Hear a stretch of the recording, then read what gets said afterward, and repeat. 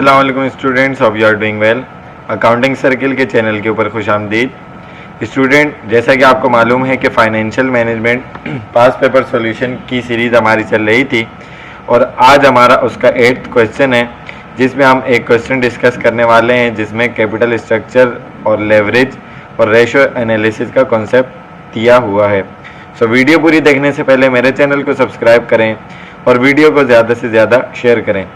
Question में आपको कह रहा है कि ABC company has assets, ABC company है उसके पास एसेट 25 लाख के, ठीक है ना, 2.5 मिलियन हो गए, and has a debt to equity ratio of 1, यानी कि डेट टू इक्विटी रेशियो जो कि मैंने नीचे फॉर्मूला लिखा हुआ भी है, डेट टू इक्विटी रेशियो जो है वो 1 है।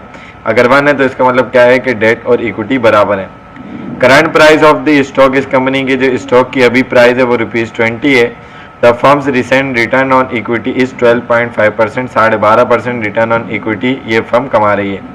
The firm want to improve its return on equity, अपना रिटर्न ऑन इक्विटी इम्प्रूव करना चाहती है, 12.5% अभी वो चाहती है कि 20% हो जाए।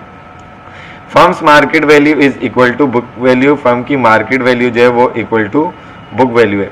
फाइनेंस मैनेजर ने सजेस्ट किया 2 option that change the debt to equity ratio, debt to equity ratio को हम चेंज कर देते हैं, यानी कि अभी इक्वल है और इसको हम क्या करते हैं कि बढ़ा देते हैं, क्या करते हैं देखते हैं, और रीपरचेज ऑफ शेयर, यानी कि अपने शेयर्स को बाय बैक कर लेते हैं, परचेज कर लेते हैं। तो how would you achieve this target, आप इस टारगेट को कैसे अचीव करेंगे, पहला वाला, दूसरा वाला या दोनों, यानी कि इनमें से कौन सा बेहतर है जो कि आप चूज करेंगे। तो डेटा के अंदर आपके पास 25 लाख के एसेट्स हैं, debt to equity ratio debt divided by equity जो है वो 1 के बराबर है।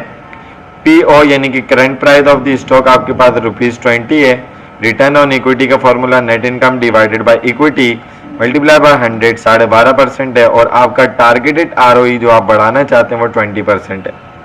उसके बाद बुक वैल्यू आपकी मार्केट वैल्यू के बराबर है, ठीक है जी। तो आपने क्या करना है, अच्छा ये मैंने यहाँ पर ये क्या चीज़ लिखी है कि डेट टू इक्विटी रेशियो 1 के बराबर है, इक्विटी डेट से डिवाइड हो रहा है तो इक्विटी उठकर वहाँ पर मल्टीप्लाई हो जाएगी, जो कि अभी मैं आपको आगे बताता हूँ कि डेट बराबर हो गया 1 इक्विटी के। तो पहला ऑप्शन जो वो हमें कह रहा है कि change the debt to equity ratio, तो पहले हमें ये पता होना चाहिए कि टोटल एसेट 25 लाख के हैं, तो उसमें हमारा डेट कितना है, इक्विटी कितनी है। तो डेट हमारा बराबर किसके, 1 इक्विटी के, और इक्विटी यहाँ पर आ गई 1 इक्विटी और इसके साथ भी 1 है, 1 और 1 2 हो गया।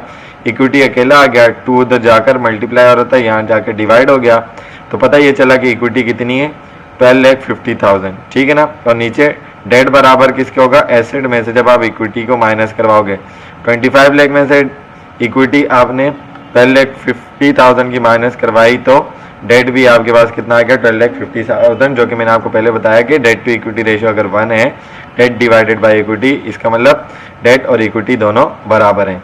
अब हमारे पास इक्विटी आ गई, तो अभी जो हमारे पास रिटर्न ऑन इक्विटी उसके मुताबिक हम देखते हैं कि नेट इनकम हमारी कितनी हो रही है, ताकि बाद में जो चेंज हो रहा है आरओई उसके लिए हमें कितनी इक्विटी या नेट इनकम चाहिए वो हम देखेंगे। तो आरओई अभी वाला हमारा करंट 12.5% था, नेट इनकम हमें मालूम नहीं है, इक्विटी हमारी 12,50,000 है, तो ये वहाँ जाकर 12,50,000 12.5% से मल्टीप्लाई हुआ और डिवाइडेड बाय 100 हुआ, तो हमारी करंट नेट इनकम कितनी आ गई, 1,56,250 की आ गई।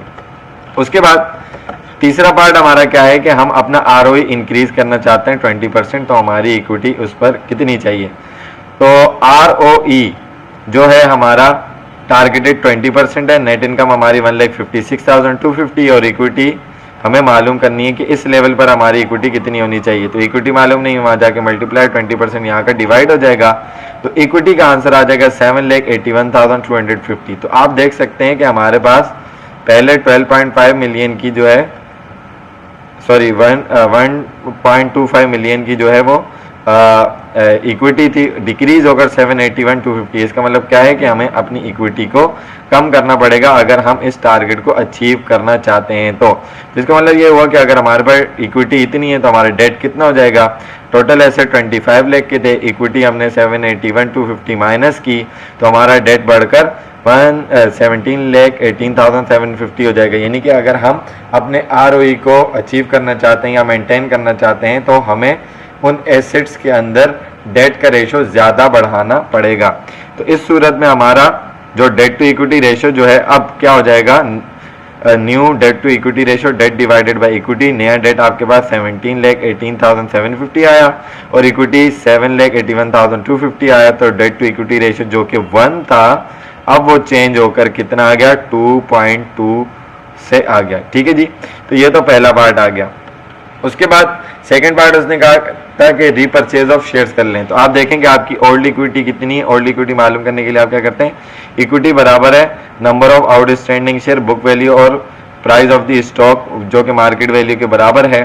तो यहाँ पर आपको इक्विटी 12,50,000 तो मालूम थी जो कि हमने पीछे फाइंड आउट की, नंबर ऑफ आउटस्टैंडिंग शेयर मालूम नहीं है।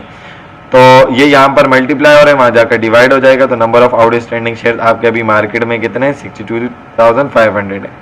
तो न्यू इक्विटी निकालेंगे जब आप इसके थ्रू, जो कि आपने न्यू इक्विटी निकाली, उसमें क्या होगा कि आप दोबारा से यही काम करेंगे, number of outstanding share, book value या प्राइस ऑफ द स्टॉक।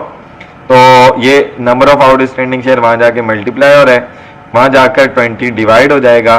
तो आपके पास नंबर ऑफ आउटस्टैंडिंग शेयर जो हैं वो कितने आ जाएंगे, तकरीबन 39,063 आ जाएंगे। तो इसका मतलब क्या है कि रीपरचेज ऑफ शेयर जब आप करेंगे तो आपकी इक्विटी कम हो जाएगी। इस सूरत हाल में जो आपका फर्स्ट ऑप्शन है ना, is good for us because 900 is decreasing, so we can't repurchase of the share, क्योंकि number of outstanding share market में से कम हो जाएंगे, जिसकी वजह से हमारा जो पहला ऑप्शन है कि हम डेट टू इक्विटी रेशियो को चेंज कर दें, कि अपने डेट को हम इंक्रीज कर दें और इक्विटी अपनी जो है वो कम कर दें, ये ऑप्शन हमारे लिए ज़्यादा बेटर है, ताकि हम अपने टारगेटेड आरओई जो कि हमारा अभी 12.5% है और हम चाहते हैं कि 20% हो जाए उसके लिए, तो ये हमारा ऑप्शन ज़्यादा बेटर रहेगा। सो आई होप कि ये आपको क्वेश्चन समझ में आया होगा। अगर इसके अंदर कोई भी कन्फ्यूजन होती है या कहीं कैलकुलेशन मिस्टेक है या कोई कॉन्सेप्ट समझ में नहीं आता तो आप कमेंट सेक्शन में क्वेश्चन करके पूछ सकते हैं। उसके अलावा आप सोशल मीडिया पर यानी कि व्हाट्सएप के थ्रू, इंस्टाग्राम के थ्रू, मैसेंजर, फेसबुक आईडी के थ्रू भी पूछ सकते हैं।